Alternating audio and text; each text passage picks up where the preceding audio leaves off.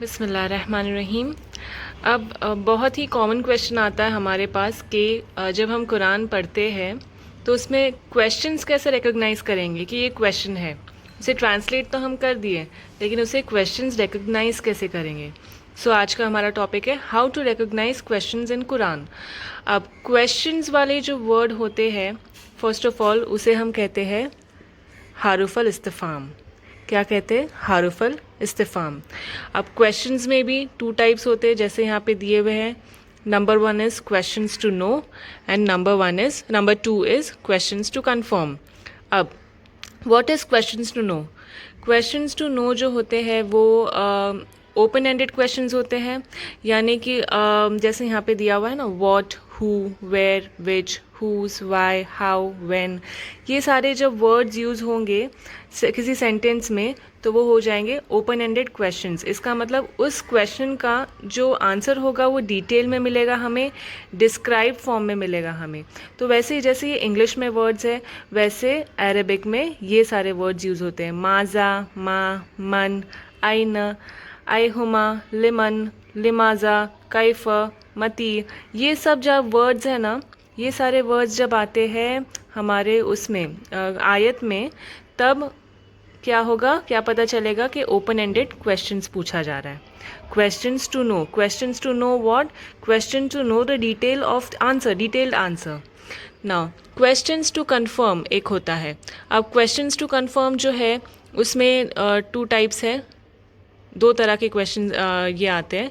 एक है हल और एक है अलिफ आइन फता।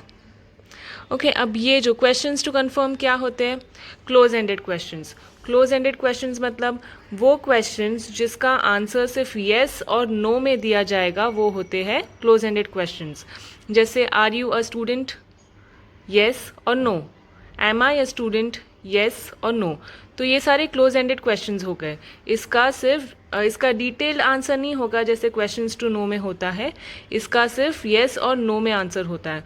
तो उसके लिए दो चीज़ें यूज़ होती है अरबिक में, वन इज़ हल एंड सेकेंड इज़ अलिफ आइन फता आ। जैसे यहाँ पे एग्जाम्पल दिया है, हल अंत तालिबुन।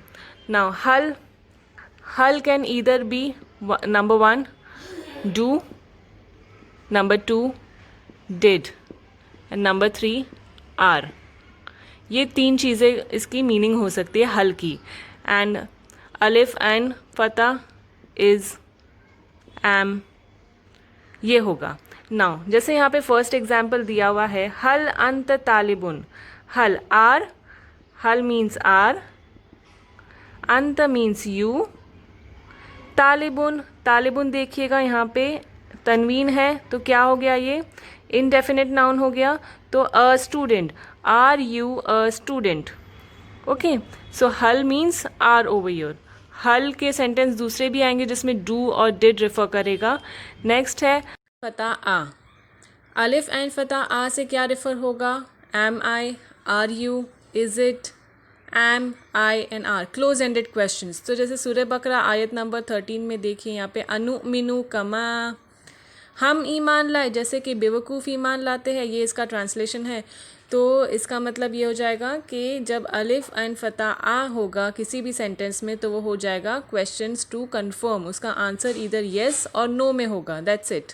Same way questions to know, जैसे व्हाट मीन्स माज़ा, मा, हु मीन्स मन, वेयर मीन्स आइन एंड सो ऑन। अब जैसे क्वेश्चंस टू कंफर्म में आ और हल, ये दोनों क्वेश्चन को डिफाइन करेगा येस और नो में, और क्वेश्चंस टू नो में माज़ा, मन, आइन, व्हाट, हु, वेयर, ये डिस्क्राइब करेगा क्वेश्चन को डिटेल्ड आंसर में। तो this is how the way we recognize questions in